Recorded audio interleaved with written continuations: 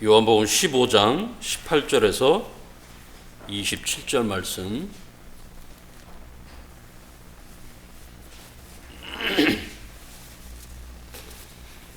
세상이 너희를 미워하면 너희보다 먼저 나를 미워한 줄을 알라. 너희가 세상에 속하였으면 세상이 자기의 것을 사랑할 것이나 너희는 세상에 속한 자가 아니요 도리어 내가 너희를 세상에서 택하였기 때문에 세상이 너희를 미워하느니라. 내가 너희에게 종이 주인보다 더 크지 못하다 한 말을 기억하라. 사람들이 나를 박해하였은즉 너희도 박해할 것이요 내 말을 지켰은즉 너희 말도 지킬 것이라. 그러나 사람들이 내 이름으로 말미암아 이 모든 일을 너희에게 하리니 이는 나를 보내신 이를 알지 못함이라. 내가 와서 그들에게 말하지 아니하였더라면 죄가 없었으려니와 지금은 그 죄를 핑계할 수 없느니라. 나를 미워하는 자는 또 내 아버지를 미워하느니라. 내가 아무도 못한 일을 그들 중에서 하지 아니하였더라면 그들에게 죄가 없었으려니와 지금은 그들이 나와 내 아버지를 보았고 또 미워하였도다. 그러나 이는 그들의 율법에 기록된 바 그들이 이유 없이 나를 미워하였다 한 말을 응하게 하려 함이라. 내가 아버지께로부터 너희에게 보낼 보혜사 곧 아버지께로부터 나오시는 진리의 성령이 오실 때에 그가 나를 증언하실 것이요 너희도 처음부터 나와 함께 있었으므로 증언하느니라. 아멘. 예수를 믿으면 많은 칭찬과 박수와 갈채를 받아야 우리의 마음이 좀 편한데 공교롭게도 세상으로부터 많은 박해를 받는다라고 이야기를 하고 있습니다. 이것이 예수를 믿는 것이 쉽지 않다라는 것을 얘기하고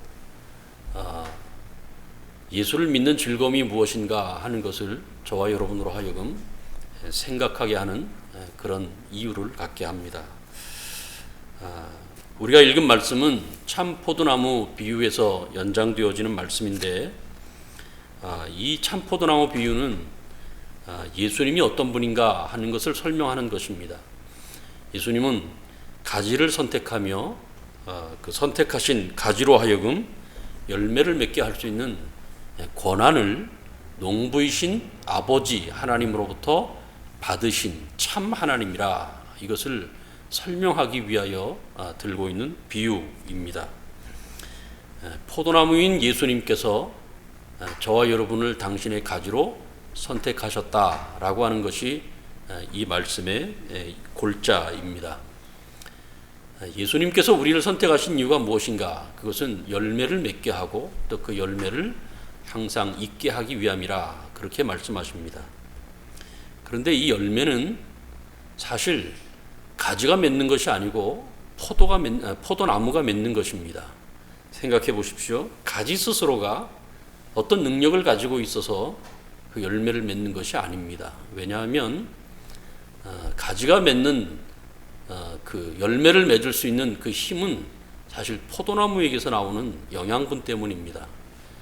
포도나무가 영양분을 공급하지 않으면 가지가 열매를 맺을 수 없고 포도가 영양분을 계속 공급하기 때문에 가지가 열매를 맺을 수 있다라고 하는 것입니다.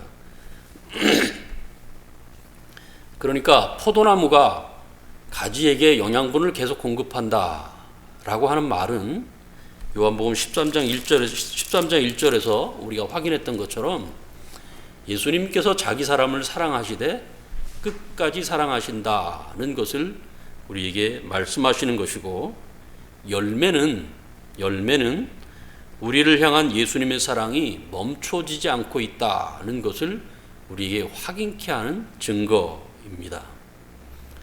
그러니까 이 열매는 사실 우리가 맺는 것 같지만 포도나무가 우리를 통하여 맺는 것이기 때문에 이 열매는 오늘 가지인 우리가 그 열매를 보고 우리가 맺는 그 열매를 보고 이 열매가 나라고 하는 이 가지가 어떤 나무에 붙들림 바 되고 있는가 어떤 나무에 매달려 있는가 아는 것을 확인케 하는 증거라고 하는 것이죠. 이런 뜻에서 성경이 열매가 좋다 혹은 열매가 나쁘다 이렇게 말하는 것은 그 열매가 싱싱하다, 싱싱하지 못하다 그런 뜻이 아니고 그 나무가 맺어야 하는 열매인가 아닌가에 따라서 그 열매가 좋다, 나쁘다라고 말하는 것입니다. 그러니까 포도나무가 맺는 좋은 열매는 포도입니다. 포도나무에 사과가 맺히거나 배가 맺혀지면 그 사과나 배가 아무리 맛있어 보인다 할지라도 싱싱하다 할지라도 그 배와 사과는 나쁜 열매입니다. 왜냐하면 사과나 배는 사과나무에서 맺혀져야 하고 배나무에서 열려야 하는 것이지 포도나무에서 열리면 안 되는 것이거든요. 그러니까 포도나무에서 맺혀지는 열매는 반드시 포도여야만 돼요. 그것을 성경은 좋은 열매라 이렇게 말하는 것입니다. 그런 의미에서 열매는 가지가 어떤 나무에 속해 있는 존재인가 하는 것을 알게 하는 것이죠. 그러니까 우리가 인생을 살아가면서 하나님께 영광을 돌리기 위한 얼마나 많은 업적을 쌓았는가라고 하는 것은 사실 좋은 열매일 수도 있지만 그렇지 않을 수도 있다는 얘기예요. 하나님이 그것을 기쁘게 받으시면 좋은 열매이겠습니다만 그러나 그것이 나의 자랑이나 나의 업적이나 나의 영광을 위한 것이라면 그건 좋은 열매가 될 수 없습니다. 이해하시겠어요? 그래서 우리가 맺는 열매는 예수를 얼마나 증명하느냐라고 하는 것이어야지 오늘 우리가 예수와 상관없이 어떤 일들을 행했는가 하는 것이 좋은 열매가 아니라는 뜻입니다. 그런 차원에서 오늘 예수님께서 우리를 택하신 바 우리를 그분의 것이라 이렇게 말씀하십니다. 세상이 자기 것을 사랑하듯이 예수님도 당신에게 속한 것만을 사랑하십니다. 당신에게 속하지 않은 것을 사랑하는 것은 그건 이적행위예요. 세상은 세상에게 속한 것만 사랑합니다. 여기서 말하는 세상은 이 월드의 개념이 아니고 예수님의 속성을 반대하는 개념을 얘기하는 거예요. 사탄에게 속한 것, 세상의 자랑과 영광을 의미하고 우리 안에 있는 죄에 대한 욕구를 세상이라 이렇게 표현하는 거예요. 세상에 속해 있는 것들은 세상이 충분히 사랑하고 예수님께 속해 있는 것은 예수님이 충분히 사랑하십니다. 그래서 우리는 오직 예수님을 통해서 오는 은혜로만 충만할 수 있습니다. 예수님이 아닌 다른 것으로부터 오는 은혜는 아무리 그 은혜가 풍성하다 할지라도 우리를 충만하게 할 수 없습니다. 진정한 기쁨과 위로와 만족과 행복을 누리게 할 수 없다는 것입니다. 이해하세요? 오직 예수님께서 우리에게 주시는 것만, 오직 예수님께서 우리에게 허락하시는 것만 우리를 기쁘게 할 수 있고 우리를 만족하게 할 수 있고 우리로 하여금 세상을 넉넉하게 이기게 할 수 있다. 이렇게 말씀하시는 거예요. 예수님께 속한 증거가 무엇인가? 그것은 세상으로부터 미움을 받는 것이다. 이렇게 말합니다. 이게 오늘 저와 여러분을 굉장히 당혹스럽게 하는 거예요. 예수님께서 세상에 오셔서 세상을 많이 사랑하셨어요. 세상을 구원하시기 위해서 그들에게 많은 은혜를 베푸셨고 많은 사랑을 베푸셨어요. 심지어 온몸이 깨끗하지 않은 가룟 유다까지도 사랑하셨다고요. 예수님은 누구를 미워한 적이 없어요. 세상을 미워한 적이 없어요. 심지어 가룟 유다까지도 사랑하셨어요. 그 말은 하나님께서 영생을 주시기로 작정하지 않은 자들, 다시 말하면 사탄의 자녀로 내어주기로 작정한 자들까지도 예수님께서 사랑하셨다는 것입니다.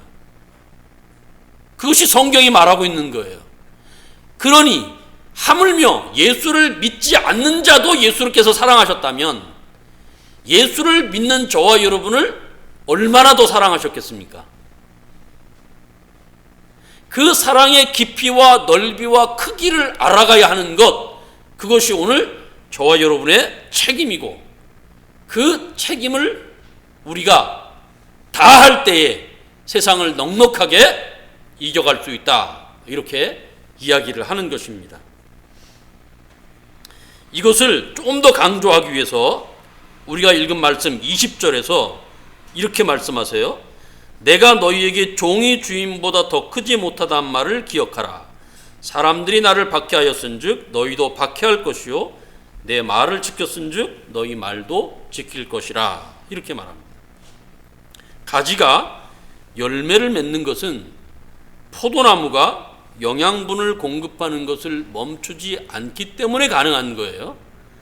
이건 무슨 얘기냐면 사람들이 우리의 증언에 대하여 우리를 박해하는 것으로 반응하거나 혹은 우리의 말을 들어서 회개하여 하나님께로 마음을 돌이키는 쪽으로 반응하는 것은 우리의 말이, 우리의 증언이 실력이 있어서가 아니라 오늘 예수께서 우리를 통하여 당신을 드러내기로 작정하셨기 때문에 가능한 것이다 라고 말하는 거예요. 오늘 우리가 우리의 모습을 보면 흠모할 만한, 사랑할 만한, 칭찬할 만한 삶의 내용이 그렇게 많지 않습니다. 그렇죠? 우리는 하루를 지내보면 한 가정의 가장으로서 혹은 남편으로서 아버지로서 책임을 다했는가 라고 물어보면 저부터 사실은 아니요 라고 밖에 대답할 수밖에 없어요. 하나님의 자녀로서 우리가 기도의 쉬는 죄를 범하지 않았는가 라고 물어보면 아니요 라고 말할 수밖에 없어요. 우리를 미워하는 사람들을 사랑하고 그들을 위하여 기도하기를 쉬지 않았는가 라고 물어보면 아니요 라고 말할 수밖에 없습니다. 어느 누가 하나님 앞에서 그리고 내가 사랑하는 사람 앞에서 자신의 삶을 떳떳하게 드러낼 수 있는 사람이 몇 명이나 있겠어요? 사실 없죠. 없습니다. 겸손해서가 아니라 온유해서가 아니라 실제로 우리가 우리 자신을 보면 굉장히 이기적이고 개인적인 삶을 우리가 살아가고 있단 말입니다. 그래서 우리 자신을 늘 하나님 앞에서나 우리가 사랑하는 교회 앞에서나 우리가 성도들 앞에서 이웃들 앞에서 나 자신에 대한 책임을 다하고 있는가 라고 물어보면 우리는 노라고 말할 수밖에 없단 말입니다. 그럼에도 불구하고 예수님께서 우리를 붙잡고 계십니다. 우리를 당신의 소유로 삼으셨어요. 그래서 부족하고 연약하지만 우리의 계속하는 기도가 아니라 가끔 하는 기도를 통해서 예수님이 응답하시고 그 응답의 결과로 당신을 드러내 주십니다. 우리가 일편단심, 민들레처럼 아내와 남편과 자녀를 위하여 뜨겁게 사랑하지 못하는 그런 모습을 가지고 있는데도 가끔 사랑하고 우리가 계속해서 사랑하지 못하는 그런 사랑을 통해서도 하나님이 그들로 하여금 행복을 느끼게 하고 기쁨을 느끼게 하고 감사를 느끼게 한단 말이죠. 그렇죠. 그래서 그것이 어떻게 가능한가? 예수께서 우리를 붙잡고 있기 때문에 가능하다. 우리의 말과 행위가 정당하거나 온전하거나 많은 사람들에게 영향력을 끼칠 수 있을 만큼 그렇게 실력이 있어서 어떤 사람들은 우리의 증언에 대하여, 우리의 삶의 증언에 대하여 회개하고 하나님께 돌아오는 것으로, 어떤 사람들은 우리를 박해하는 것으로 그렇게 반응하는 것이 아니라 우리의 실력과 상관없이 예수께서 우리를 붙잡고 계시며 주께서 우리를 통하여 당신을 드러내시기로 작정하신 바 하나님의 영광을 위하여 우리의 삶을 예수께서 사용하신다라고 하는 것입니다. 예수께 붙들림 바 되어진 감사할 수 있는 이유가 바로 여기에 있습니다. 예수님께서 세상에 오신 이유가 무엇인가? 오늘 말씀에 보면 세상의 죄를 드러내시기 위해서 오셨다 이렇게 말씀하십니다. 그런 뜻에서 12명의 제자들을 택하셨고 기독교 역사 속에서 많은 믿음의 선배들을 택하셨고 오늘 세상의 죄를 드러내시기 위하여 저와 여러분을 택하셨다 이렇게 말씀하십니다. 여기에 우리의 삶의 방향과 목적이 있죠. 우리는 어떻게 살아야 되는가? 우리는 세상의 죄를 드러내기 위한 존재로 살아야 된다. 이렇게 성경이 말하고 있는 거예요. 세상이 잘못된 것이다. 세상이 무엇을 잘못하고 있고 잘못된 방향으로 가고 있다라고 하는 것을 우리로 하여금 드러내게 하기 위하여 우리가 택함을 받은 바 그것이 오늘 우리의 삶의 내용이어야 된다. 그렇게 말하는 것입니다. 그런데 한번 생각해 보십시오. 죄를 드러내는 사람을 좋아할 사람이 있어요? 없지요. 심지어 우리 자신도 내가 지은 죄에 대하여 숨기려고 애쓰지 않습니까?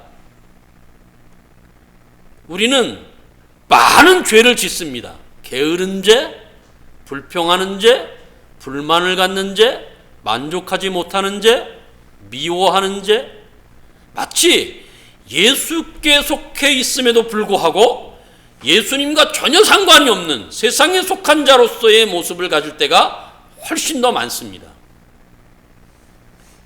그래서 그것을 숨기기 위하여 우리 스스로 노력한단 말이죠.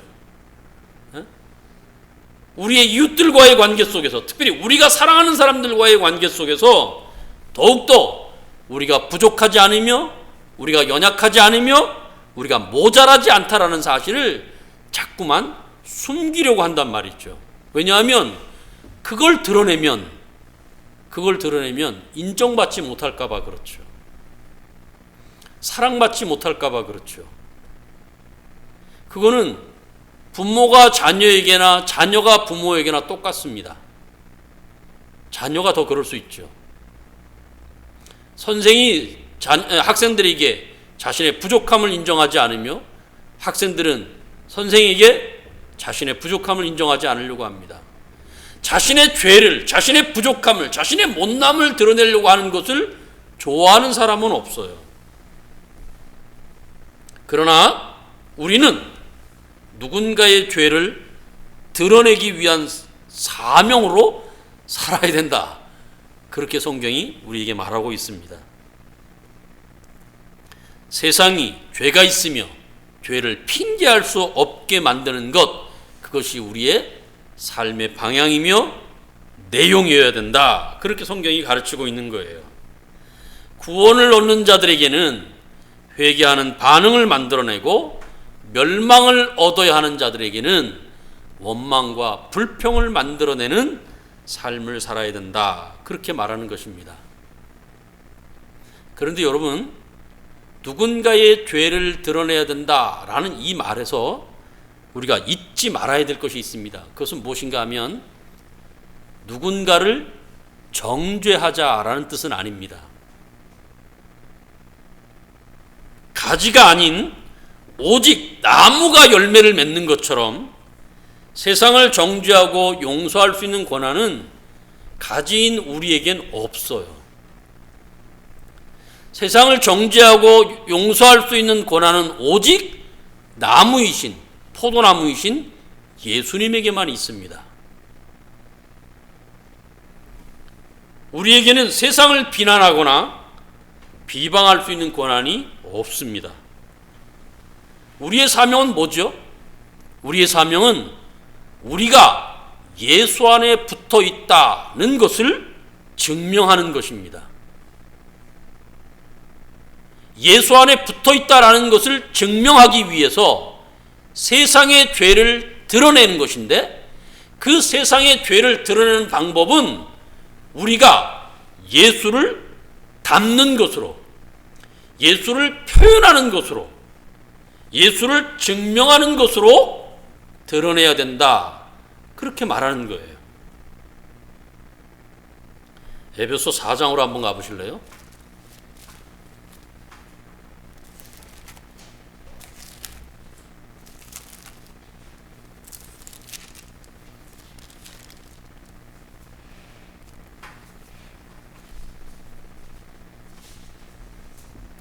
신약성경 313쪽 에베소 4장 20절 24절까지 한번 보죠.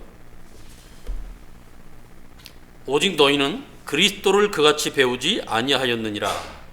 진리가 예수 안에 있는 것 같이 너희가 참으로 그에게서 듣고 또한 그 안에서 가르침을 받았을진데, 너희는 유혹의 욕심을 따라 썩어져가는 구습을 따르는 옛사람을 벗어버리고 오직 너희의 심령이 새롭게 되어 하나님을 따라 의와 진리의 거룩함으로 세우심을 받은 새 사람을 입으라. 우리가 배운 게 뭐라고요? 예수를 따르는 거라고요.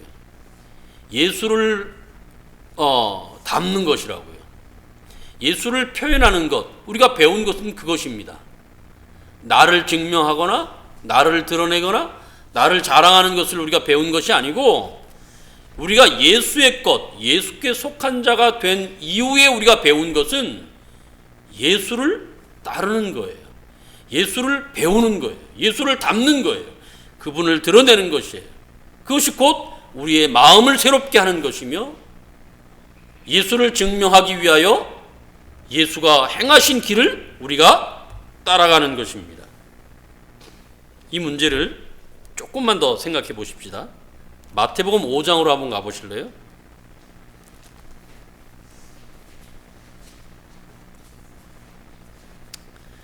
제가 보기에는 이 말씀을 진위와 상관없이 많이 오해되고 있는 말씀 중에 하나라, 이렇게 생각이 됩니다.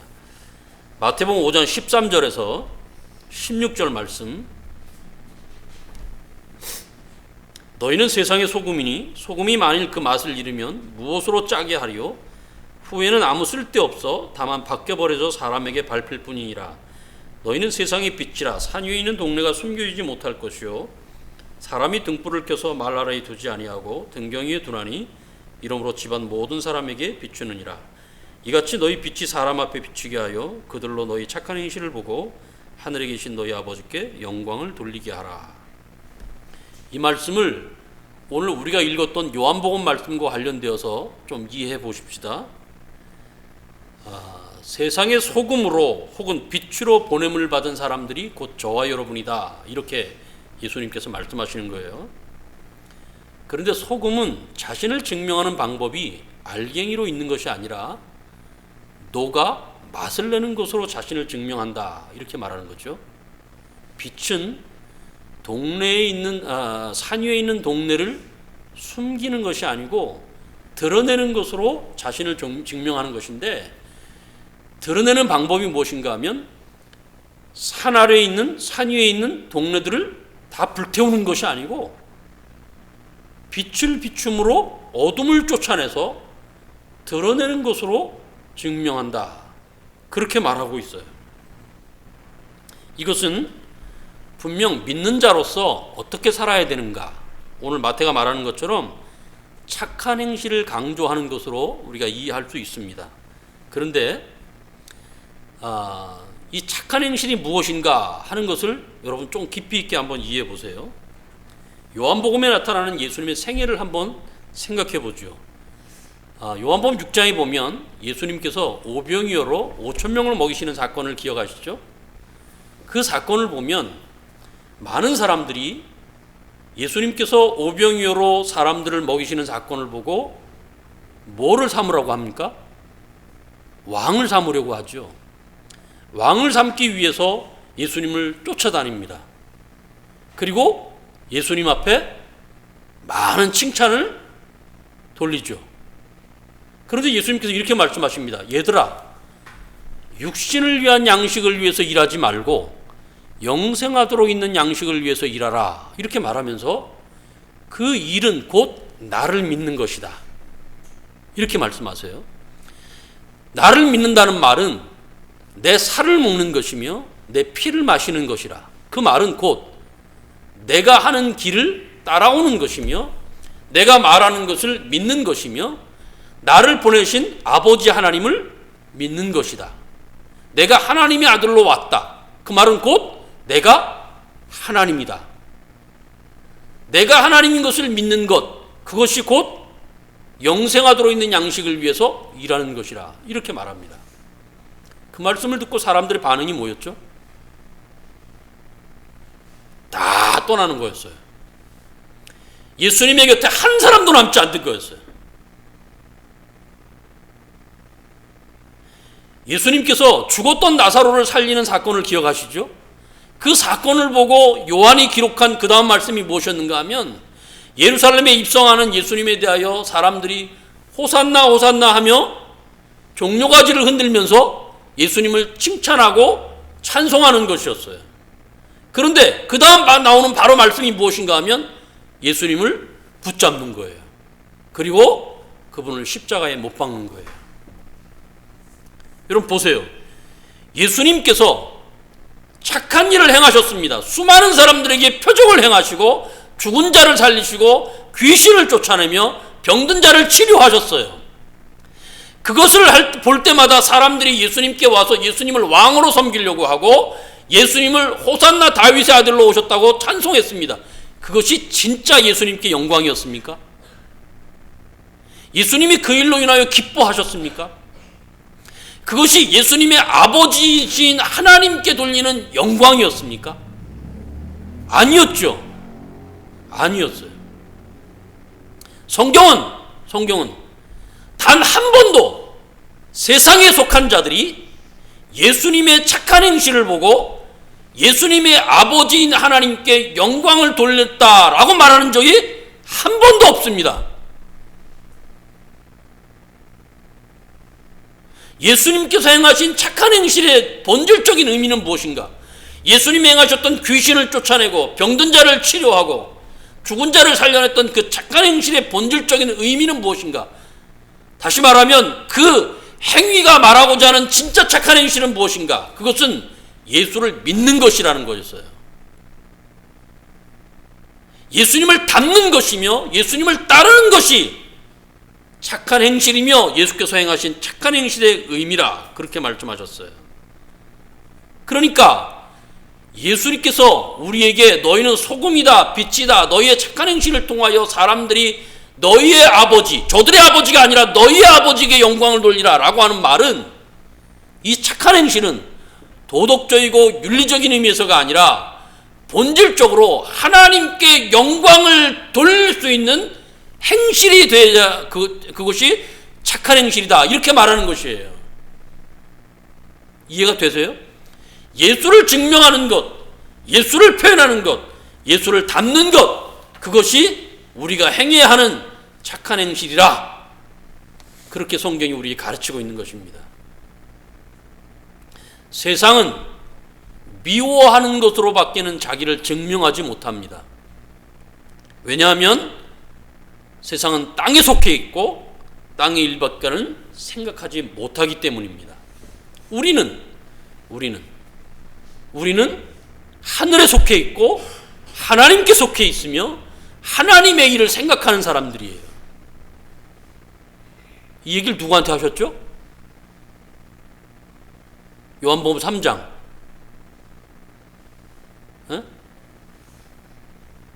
누가 나와요? 요한복음 3장에. 니고데모에게 예수님이 하셨던 말씀이에요. 너희가 왜 하늘의 일을 생각하지 못하는가? 너희가 왜 나를 믿지 못하는가? 너희가 왜 예수를 따르는 삶을 살지 못하는가? 너희들은 땅에 속해 있고 너희들은 땅의 것만 생각하고 나는 하늘에서 왔으며 하늘의 것을 생각하고 아버지께서 내게 가르쳐 주신 바 말씀하신 바를 나는 행하고 말씀하는 것이기에 내게 속한 자만 나를 생각할 수 있으며 나를 믿을 수 있으며 나를 따를 수 있으며 나를 닮을 수 있다. 그렇게 예수님이 말씀하신 것입니다. 여러분들이 예수의 사람으로 살아가면요, 예수를 믿는 삶을 살아가면 세상은 여러분들의 행위를 보고 뭐라고 판단할 줄 아십니까? 너만 잘났냐? 그렇게 평가해요.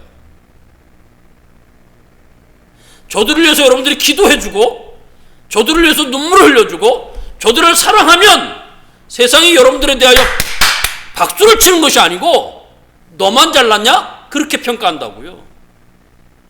그런데 한순간에 그들의 평가에 대하여 여러분들이 서운해하고 섭섭해하여 여러분의 마음에 그것이 힘겹고 고통스럽고 아픔이 있고 그래서 저들에 대하여 사랑하는 마음을 갖지 못한다고 한다면 세상이 뭐라 그러겠어요? 그럼 그렇지 뭐. 너라고 별 수 있냐? 이게 세상의 평가예요. 이게 예수께 속하지 않은 자들의 평가이며 오늘 예수를 믿는 자들이 세상에서 예수의 사람으로 살아가는 삶에 대한 어려움이에요. 그러나 여러분, 우리가 저들의 죄를 드러내고 저들의 연약함을 드러내고 저들의 부족함을 드러내기 위해서 우리가 어떻게 살아야 된다고요? 예수를 닮는 것으로, 예수를 믿는 것으로, 예수를 따르는 것으로 드러내야 된다고요. 왜요? 우리의 신분의 변화와 세상을 살아가는 자랑과 기쁨의 근원이 오늘 우리 자신에게 있지 않고 예수님에게 있다는 사실을 우리는 알고 있잖아요.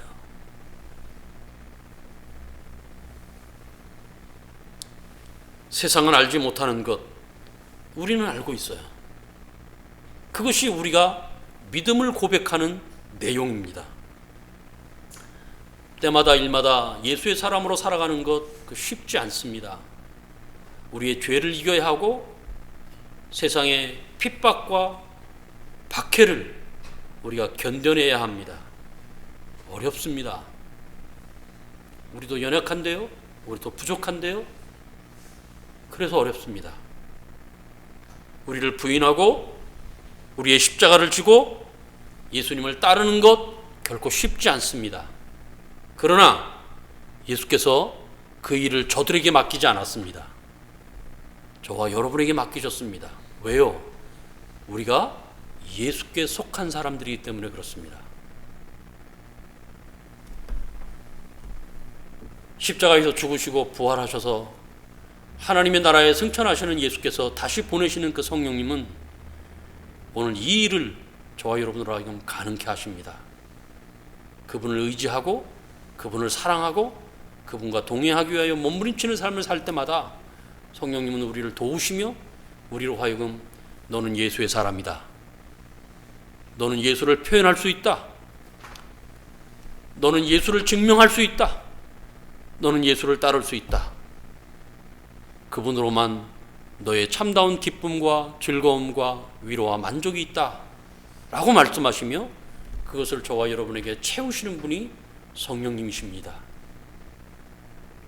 오늘 여러분, 저와 여러분이 세상을 살아가면서 예수를 믿는 사람으로서의 기쁨을 어떻게 경험하고 있는가 하는 것을 생각해 보십시오. 세상이 주는 자랑을 많이 갖는 것, 그것으로 우리가 예수를 믿는 기쁨을 갖고 있다면 그것은 뭔가 부족한 신앙이에요. 부모의 소원은 자녀의 몸과 마음이 온전하게 자라는 것 아니겠어요? 하나님은, 예수님은 저와 여러분의 신앙이 온전하게 자라기를 원하고 계십니다. 믿습니까? 그것은 곧 우리가 우리 자신을 예수님께 묻는 것만이, 예수님께로 돌아가는 것만이, 그래서 그분을 표현하는 것만이 진정한 삶의 위로가 있고 세상을 넉넉하게 이길 수 있는 힘이 있다라는 사실을 경험할 수 있는 유일한 방법입니다. 이것을 잊지 말고 오늘도 저와 여러분을 예수께 묻고 그분을 통해서 우리에게 주어지는 그 생명으로 말미암아 세상을 넉넉하게 이겨갈 수 있기를 주님의 이름으로 축복합니다. 기도하겠습니다.